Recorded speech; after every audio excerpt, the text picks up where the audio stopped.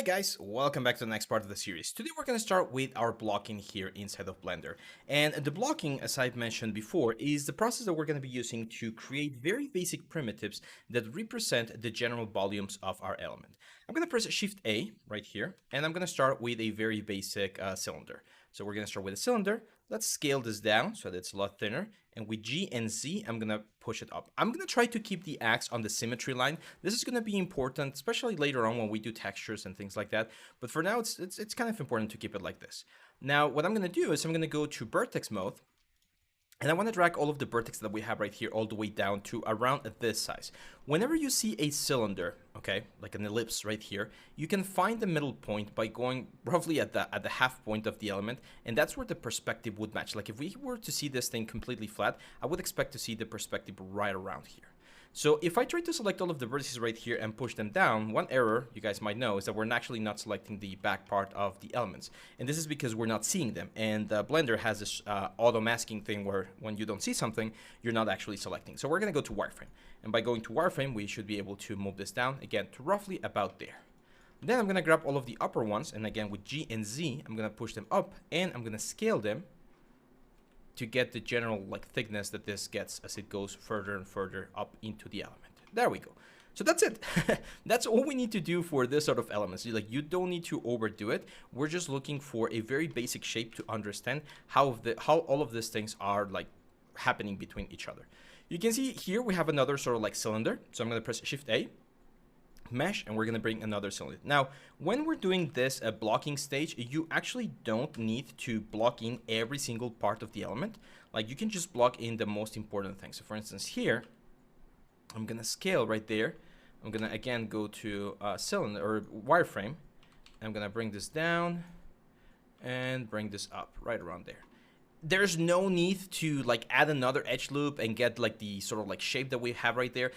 We're gonna do that once we start modeling. Right now, again, we just want to get the general shape. I'm actually just gonna duplicate this guy. I'm gonna push this up to create the little volcano. So there we go. And you can see that the volcano has a narrower tip. So I'm gonna make this a little bit narrower, something like that. And then this one's a little bit bigger, and then G and C, it's around there.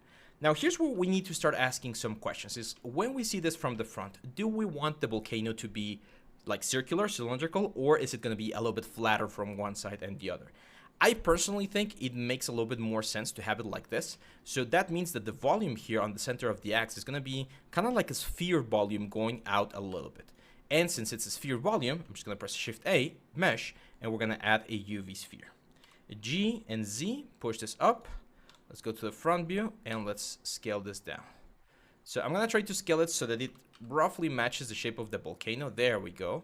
And as you can see, that would be the width of the element. And I can see, for instance, on this metal bar that it does indeed curve a little bit, maybe not too much. So I might need to scale on the x-axis just a tiny bit, this element, so that it's not perfectly round. But this is going to give us a nice result. We're going to go back here, and now I'm going to grab a cube. So mesh, cube, a G, and, where is it?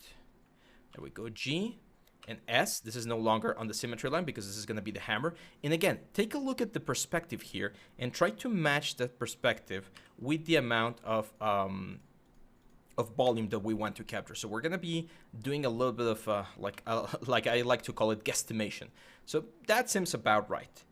Scale and Z, we're going to make this bigger. There we go. And in this particular one, I do recommend adding some loop cuts. So I'm going to add one loop cut there at the center so that we can grab the vertex up here, this guy and this guy, and just a G and a Y to push them back a little bit more.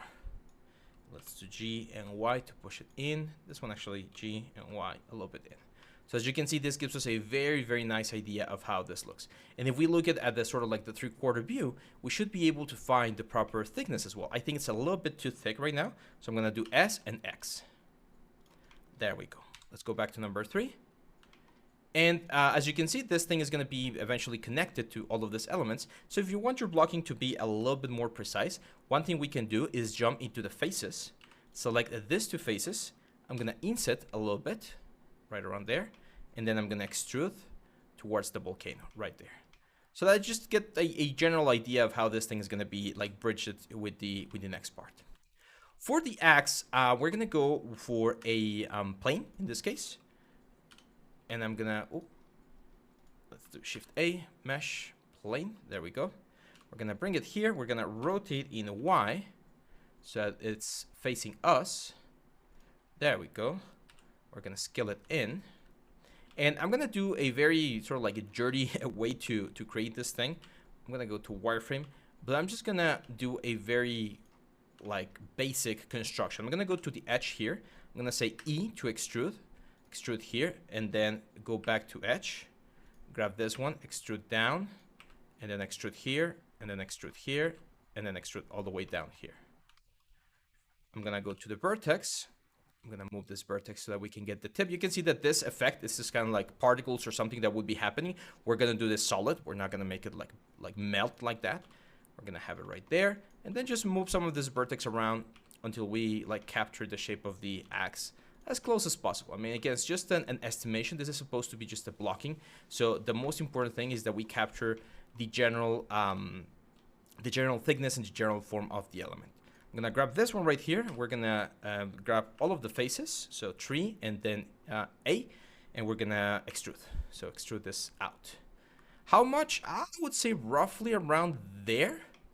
So it's not gonna be super thick. Probably a little bit less, GX. Because one of the things that's gonna happen is we're gonna have that very sort of like World of Warcraft edge right there. As you can imagine, we're also gonna have this on the other side. So later on we'll do a mirror. Right now, what we can do, though, is we can grab this guy. Let's go to the top view. I'm going to go to Object, Set Origin, and we're going to set this origin to the center of mass. Now, if we turn on our snapping tools and we go to Increment, as we have right there, we can do GX, and as you can see, this should snap to the closest point. Let's go here, Absolute Grid Snap. There we go, GX, and there we go. So now we have successfully snapped to the grid. And now we can scale on X again to give it a little bit more thickness. So I would expect something like this. That will be roughly the volume that the axe is going to have in that particular point. Over here, I'm not sure where the cylinder went. Seems like I deleted it. So I'm just going to add a Shift A. I'm going to add another cube. Let's go to side view. And I'm just going to use this cube as a sort of bounding box to get this in there. And again, just get a general idea of how the volume is going to be affecting everything on that particular area. I'm going to go to this face right here. I'm going to scale it a little bit up. That looks good. There we go. And then we're going to go back here. We need to create this shape right here. This is a very weird shape. It's like a bowl or something. So I'm going to do Shift A, Mesh. I'm going to do a cylinder. Make the cylinder a lot smaller. GZ. Scale on Z as well. And then this face right here, I'm going to scale it in. And then the whole object, we're going to scale it in X to get this, again, sort of like a round effect, round shape. Scale a little bit more, scale a little bit more in C. Again, we need to understand that the picture that we're seeing, it's on perspective. It has a perspective view. So we do not want to match the perspective. We want to adapt what we see in the perspective to our orthographic view right here. And finally, we have that sort of like hook right there. So I'm going to do Shift A. Mesh, and let's add another plane. Let's rotate this on the Y again, 90 degrees, so that it's looking at us. We're gonna make this really thin. Get it right there. Go into edge mode, grab this edge. We're gonna extrude down, down, down, and down, and then we're gonna go to vertex mode.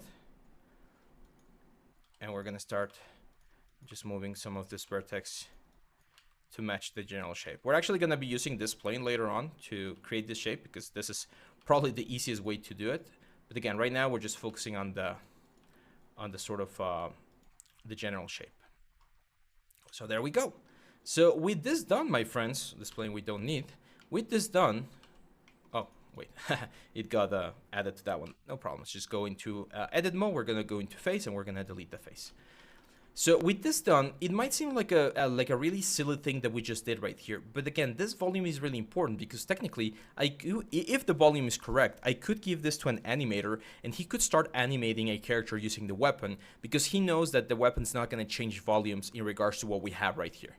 Normally, it would take, of course, a little bit more refinement to do that, but as you can see, this gives us a very, very nice idea of how the weapon is going to look. A good test is to grab the whole object, or all of the objects, and if you give them a material that's just a flat material, give me just 1 second here. So we're not going to use a principal BSDF. We're going to use a, where is it? We can do it like an emission material or something.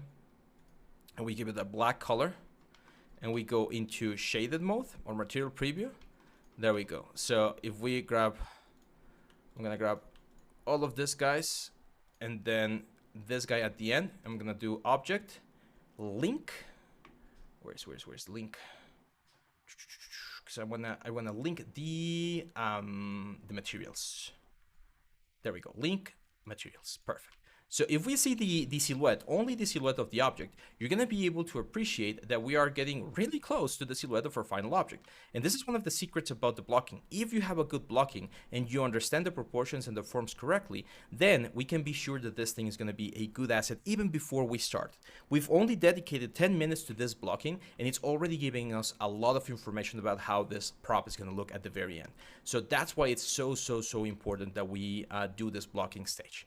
Now, I'm going to stop the video right here, guys. We're going to keep this blocking away. Again, these are not going to be the final meshes. These are going to be a reference. So one thing I like to do is just Control J to get them all together into a single mesh. And I'm just going to call this a blocking. That way, at any point, I can hide it or bring it back, and we're going to be able to use it as a reference for all of the future pieces. So yeah, that's pretty much it, guys. Now let's start modeling some of this stuff. Hang on tight, and I'll see you back on the next one.